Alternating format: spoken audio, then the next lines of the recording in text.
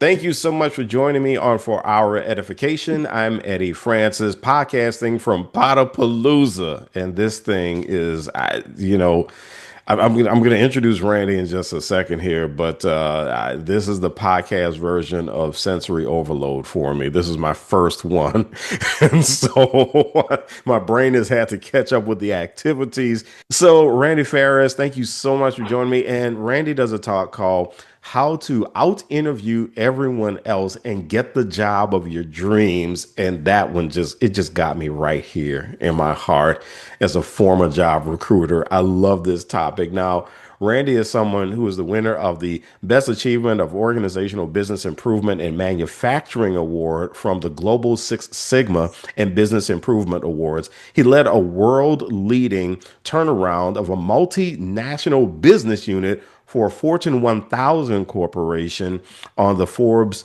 Most Admired Companies list. Randy, thank you so much for joining me. And how are you doing? Oh, outstanding, Eddie. It's a pleasure to be here on such a great and valuable podcast.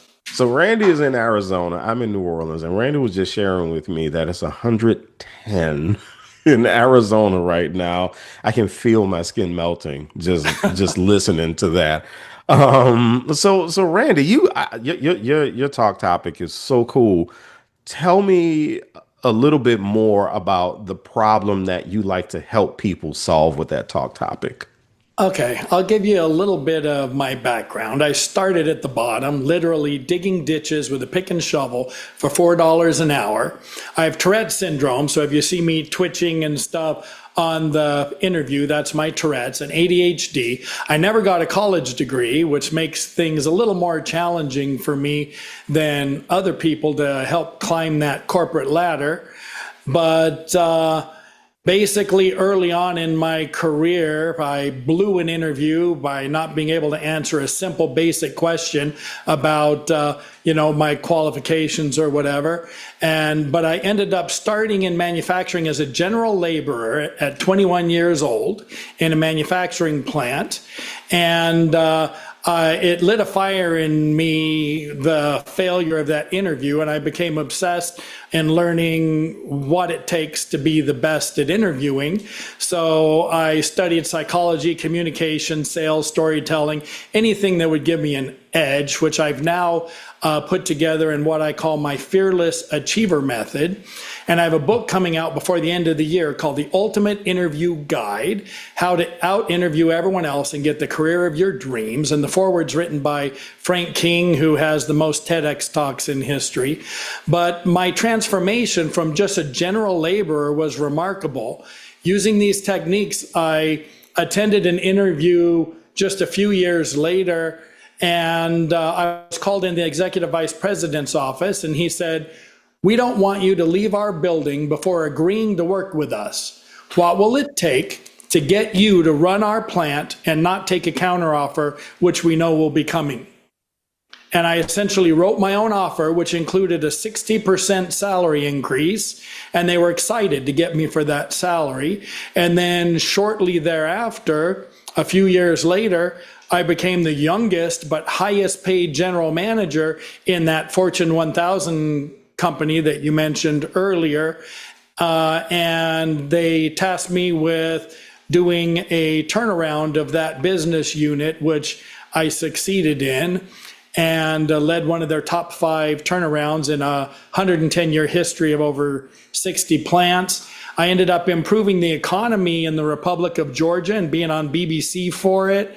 And the US and Afghanistan governments asked me to help launch 4 different industries in Afghanistan, which I accomplished prior to the Taliban takeover.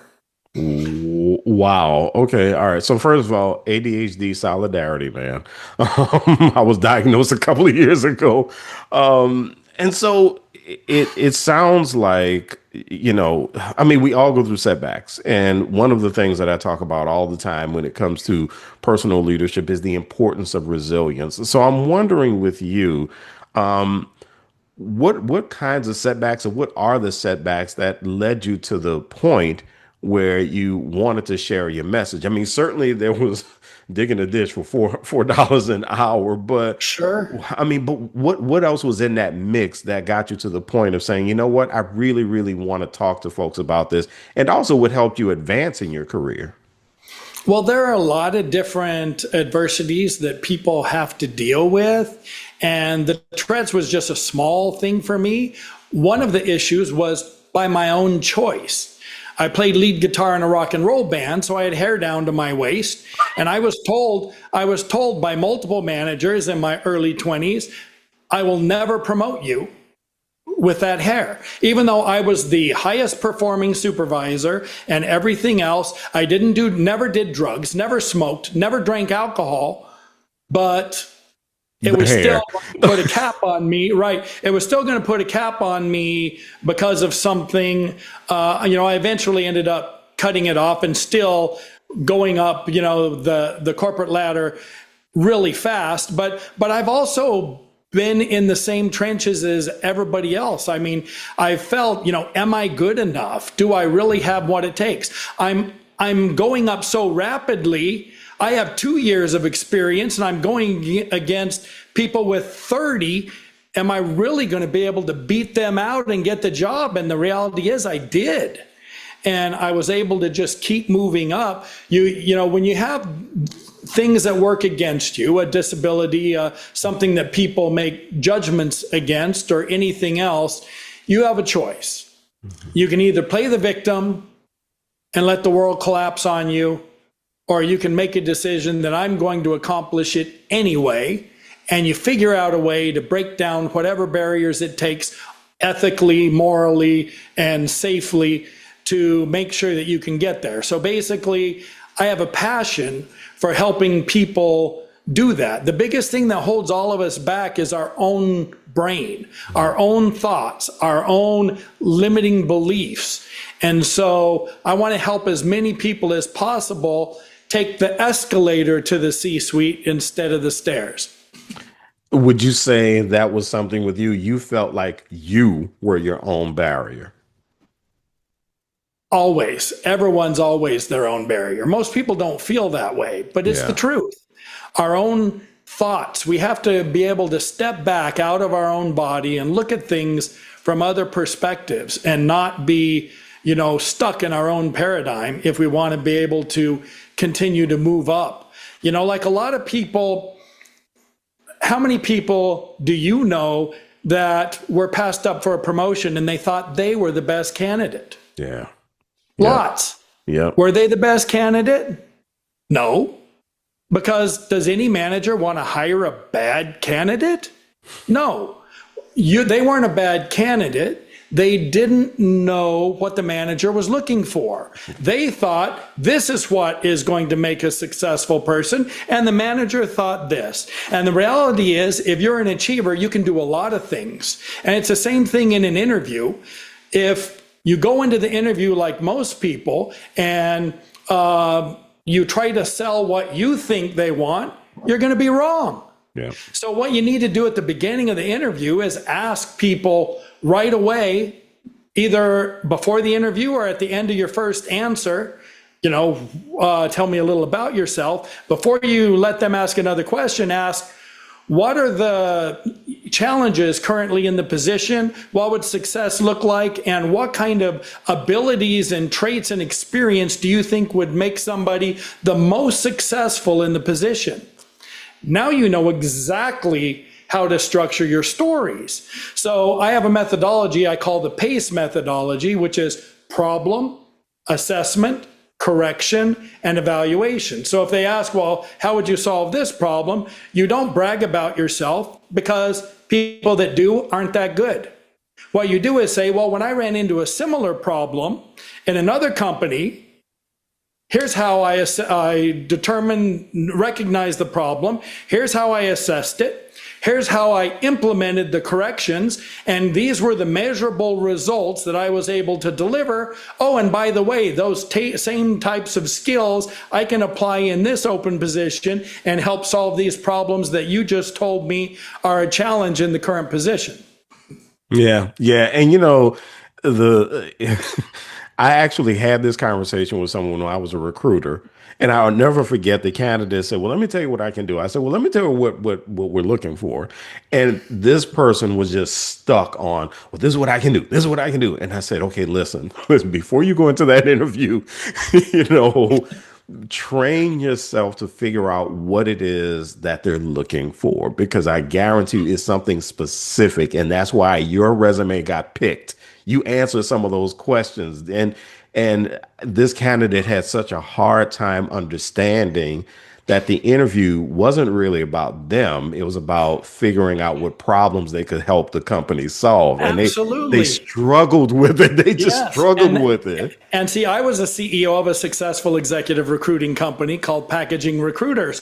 So I've been the candidate, I've been the interviewer, and I've coached candidates on how to interview. And, and as a coach and executive coach, I've helped, many, many others be able to achieve the life of their dreams. And the career is just the start of it. And then when you get the next job, you need to hit the ground and make an impact. So you're the hero in the news spot. And then you need to look at the rest of your life. And in every area of your life, you need to set goals and make progress. So you're improving in your family life, in your finances, in your social life, in your, hobbies that you've been neglecting. Put proper boundaries in place so you cannot be overworked, underappreciated, and actually get to live a happy and healthy life. Yeah. You're listening to For Our Edification. I'm Eddie Francis, and we are talking to Randy Phares, and he talks about out interviewing everyone else to get the job of your dreams. And so let's talk about you and your personal leadership and what it is that you do to grow yourself. So how do your work and life experiences inform your personal growth and development? Well, one, I'm always reading books. Number two, I've spent over $40,000 on my own coaches in the last 12 months. So Wow. I'm not a coach that just trying to sell something I'm not buying. I mean, I learn from people that have been where my next step is because I want to skip all the mistakes. I want to skip all the roadblocks and be able to guide around them. That's the whole key. Nobody gets to the top on their own, ever.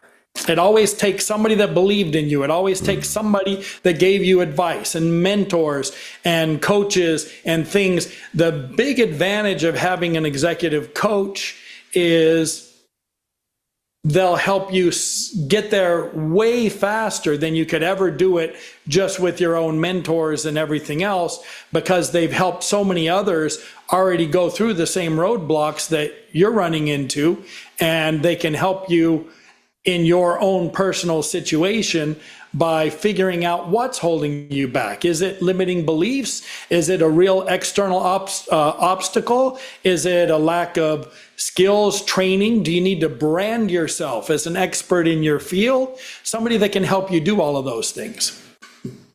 So, besides books and besides coaching, how else do you invest in your personal leadership? Are there any routines that you have, any practices that you have? Well, I get up by 6 a.m. every morning. I go to the gym. I work out. I have a strict nutrition regimen. I go to church every Sunday and praise the Lord. I spend, while I am running a business and coaching and doing all of these things, I'm intentional with my time. I do play occasionally in a lead singing and lead guitar in a rock and roll band, and do things intentionally with my son that I'm raising and my fiance to make sure that we have good quality time together. And, you need to make sure you have a strong balance. And there are going to be times that one spikes up a little, but you need to always keep that balance in mind if you want to stay happy. Getting completely all your focus into one area does not make a happy person. Okay, Randy, I have to ask you this. Do you miss the long hair? No. It's surprising. Did I like it at the time? Absolutely, I did. I mean, it was in the 80s. I mean, if you're a rock and roll lead guitar player, it was part of the look and Oh everything else. yeah. But when I eventually said I'm going to cut it, a friend of mine owned a salon and was a hairdresser, and he said, "I'm not going to cut your hair. You're going to hate me." I said, "I'm not." I said, "Once I've made a decision, I've made the decision. I've already cut the ties with it psychologically, mentally. I'm done. I'm ready for the next step. Cut it off." And he did. And I just moved on like it was just the next step in my journey. So, one thing I love to do, Randy, is I love to end my interviews by asking this question. I want you to imagine that you are a skywriter and you have an airplane, you get in your airplane, you go up, and you can write any message that you want for the edification of the nation. What would Randy's message be? You can accomplish almost anything if you put your mind to it, work hard, and get the right guidance and advice from people that know how to achieve it. Hey man, look, we are going to have Randy's information in the show notes, so make sure that you click the links, you find out more about Randy Phares. Randy, thank you so much for joining me on For Our Edification.